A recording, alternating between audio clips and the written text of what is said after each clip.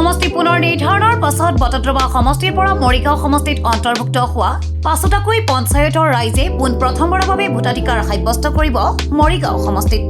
পূৰ্বৰ বটদ্ৰৱা সমষ্টিত থকাৰ সময়ত এইসমূহ পঞ্চায়তত কোনো ধৰণৰ সামূহিক উন্নয়ন চকুত লগাকৈ হোৱা নাছিল যদিও মৰিগাঁও সমষ্টিত অন্তৰ্ভুক্ত হোৱাৰে পৰা ভোটাধিকাৰ সাব্যস্ত নকৰাকৈ পাঘালি, চাবুকধৰা, কপাহেৰা, ভকতগাঁও, বৰচিলা আৰু গোপালঘাট গাঁও পঞ্চায়তৰ এলেকাসমূহত ৰাস্তা-ঘাট, মঠ-মন্দিৰ, নামঘৰ আদি দ্ৰুত উন্নয়নৰ লগতে চৰকাৰে ৰূপায়ণ কৰা আঁচনিসমূহৰ সুবিধা সৰ্বসাধাৰণ ৰাইজে লাভ কৰি যথেষ্ট উৎফুল্লিত হৈ পৰা দেখিবলৈ পোৱা যায়। আজি নিজ কপাহেৰাত বিজেপিৰ এটি অস্থায়ী নিৰ্বাচনী কাৰ্যালয়ৰ শুভাৰম্ভণি কৰি উভতি অহা সময়তে গাঁওবাসীয়ে স্বতঃস্ফূৰ্তভাৱে তিৱা স্বায়ত্ত পৰিষদৰ কাৰ্যবাহী সদস্য মদন দেউৰীৰ সহিতে দলীয় কাৰ্যকৰ্তাসকলক শোভাযাত্ৰাৰে আদৰণি জনায়।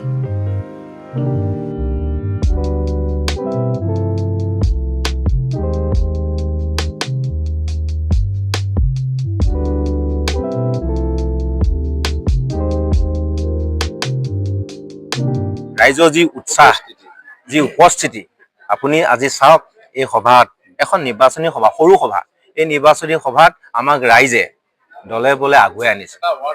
এটা তাকো এটা ৱাৰ্ডৰ এইটোৱে বুজায় যে বৰ্তমানৰ চৰকাৰখনে বহুত ভাল কাম কৰিছে আৰু সেই ভাল কাম কৰাখনে ৰাইজ আজি ভোট দিবলৈ বিজেপি চৰকাৰক, বিজেপি আমাৰ বৰ্তমানৰ কেণ্ডিডেট ৰমাকান্ত দেউৰীক ভোট দিবৰ কাৰণে মানে হাবিয়া হৈ আছে, উত্তাল হৈ আছে। যে আজি মই ক'লো এটা কথা, যদি ৯ তাৰিখটো আজিয়ে যদি হ'ল হয়, আপুনি দেখা পালে হয় মৰিগাঁও সমষ্টি কেনেকুৱা এটা পৰিৱেশ হৈ আছে।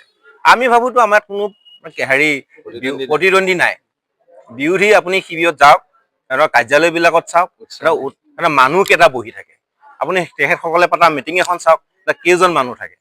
গতিকে আমাৰ মানুহৰ যিটো মানে সমাগম, উপস্থিতি, সেই উপস্থিতিৰ পৰা আপোনালোকে জানে আৰু যে মৰিগাঁও সমষ্টিত অলৰেডি ৰামাদেউৰী উইনাৰ হৈছে।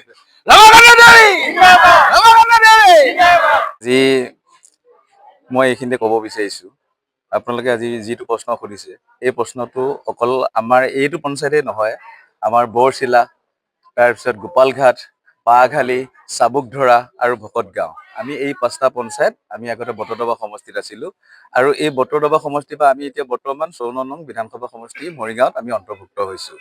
আমি এই 5টা পঞ্চায়তে আমি ইমান আনন্দিত হৈছোঁ, ইমান উৎসাহ আৰু উদ্দীপনাই আমি যিজন নেতাক আগতে লগ পাইছিলোঁ, যেতিয়া তেওঁ তিৱা স্বায়ত্ত পৰিষদৰ মুখ্য কাৰ্যবাহী সদস্য আসন অলংকৃত কৰি আছিল, সেই তিৱা স্বায়ত্ত পৰিষদৰ মুখ্য কাৰ্যবাহী সদস্যৰ যি আসন অলংকৃত কৰি থাকোঁতে এই 5টা পঞ্চায়তত তেখেতে অভূতপূৰ্ব মানে উন্নয়নৰ সাধন কৰিছিল। আৰু তেনে এজন নেতাক আমি এতিয়া এই 2026 চনৰ যি বিধানসভা নিৰ্বাচন, এই বিধানসভা নিৰ্বাচনত লগ পাই আমাৰ গোটেই জনগণ, গোটেই ৰাইজ এনেকুৱা উদ্গীৱ হৈ আছে যেন অলপ আগত উপৰোক্ত বক্তাই কৈ থৈ গৈছে, 9 এপ্ৰিল তাৰিখটো যদি আজিয়ে হ'লেহেঁতেন তেতিয়াহ'লে নিশ্চয় গম পালেহেঁতেন যে এই 5টা পঞ্চায়ত কিমান উদ্গীৱ হৈ আছে। ৰমাকান্ত দেউৰী এনে এজন ব্যক্তি, যিজন অপ্ৰতিদ্বন্দ্বী নেতা।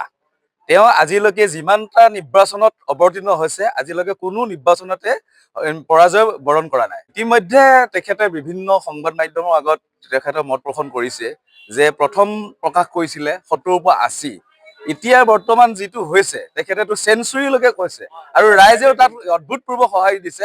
নিশ্চয় সেইটো সফল হ'ব। এয়া বিজেপি মিটিঙলৈ আহিছোঁ। এবাৰ কাক ভোট দিব মৰিগাঁও সমষ্টিত? ৰামাদেউক দিম। কিয় দিব ৰামাদেউক ভোট? আমাৰ আকৌ ওচৰতে আছে। আপোনাৰ কাম কৰিছে? কাম কৰিছে, আকৌ ৰাস্তাটোকে পাইছোঁ ভোট নিদিয়াকৈ। আৰু কি পাইছে আপোনালোকে সুবিধা ঘৰত? ঘৰত সুবিধা নাই পোৱা, নেপালেও এতিয়া ৰাস্তা পদূলি পাইছোঁ, মন্দিৰটোত বনাই দিছেহি। আনন্দ আপোনালোকৰ? আনন্দ, সেয়াই আনন্দ। ঘৰত দিয়ক বা নিদিয়ক, তেওঁ যে আমাৰ সুবিধাটো দিছে, ভোট দিয়াই নাই। এইবাৰ দিমহে। যাব লাগে ন? যাবৰ কাৰণে আহিব লাগে, ইমান পানীত পৰিব আহিব লাগে। ৰাস্তাটো ভাল হৈছে, ভাল লাগিছে? ভাল লাগিছে।